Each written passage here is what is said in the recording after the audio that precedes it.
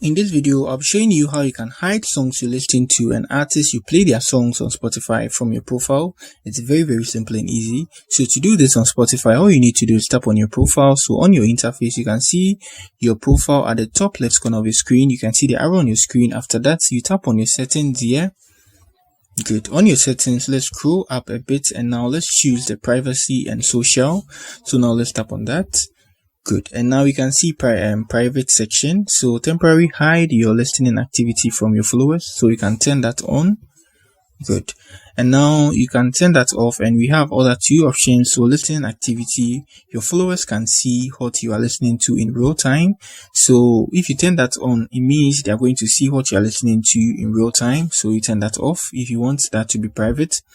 And recently played artists. So people can see who you recently listened to on your profile. Yeah. So if you turn that on, they will have the chance to see the artists you've listened to recently on your profile too when they glance through your profile. So you can also turn that off. And if you want to hide everything temporarily, that's when you turn on the private section. So that's it on how you hide songs and artists you play their songs on Spotify from your profile. So if you are new here, you give me a like, subscribe to my channel. If you have any question, you let me know in the comment section, and that's it for the video. Peace.